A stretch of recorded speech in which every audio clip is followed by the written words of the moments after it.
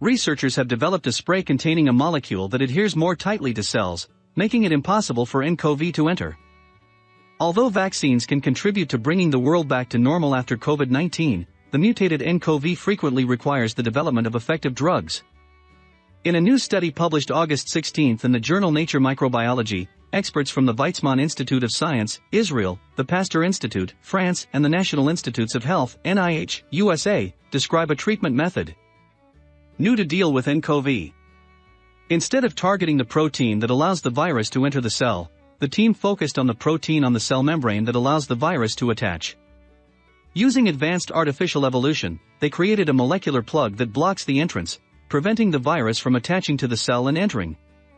Much of the potential treatment for nCoV targets the spike protein in the viral envelope. However, this protein is prone to mutations that reduce the effectiveness of treatment.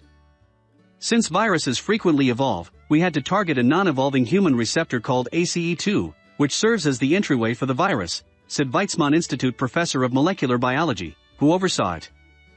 Research said, this method is still effective with the newly emerged virus variant, one of the major challenges in the fight against the pandemic. ACE2 binds to the membranes of lung epithelial cells and many other tissues, and is an important enzyme for blood pressure regulation. Therefore, while the idea of blocking this receptor to prevent nCoV from entering is very attractive, any method should not affect the function of ACE2.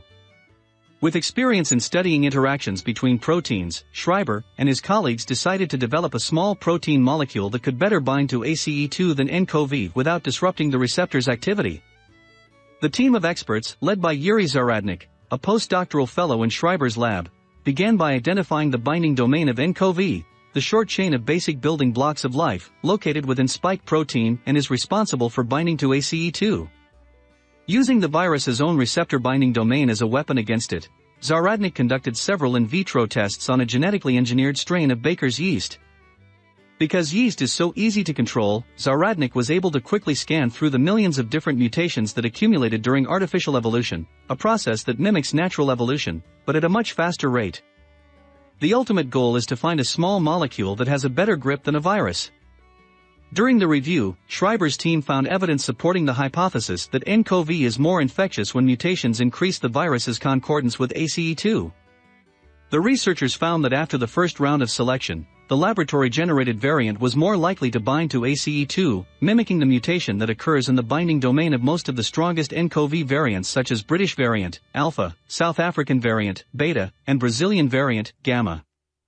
The type that is spreading now is the Indian variant, Delta, which relies on another trick to make it more contagious, which is to partially evade the immune system. Finally, Zaradnik isolated a small protein fragment that binds 1,000 times stronger than the original binding domain from which it evolved. This super button not only fits ACE2 like a glove, it also doesn't affect enzyme activity. In addition, thanks to its strong binding capacity, only very low molecular concentrations are required to achieve the desired blocking effect.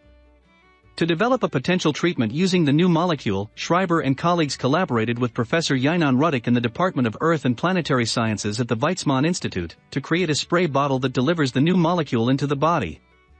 Patient body. Recently, they tested the formula on nCoV-infected hamsters at the NIH. Preliminary results show that this method significantly reduces disease symptoms, which may become a potential treatment drug. Researchers will conduct more tests at the NIH in the near future.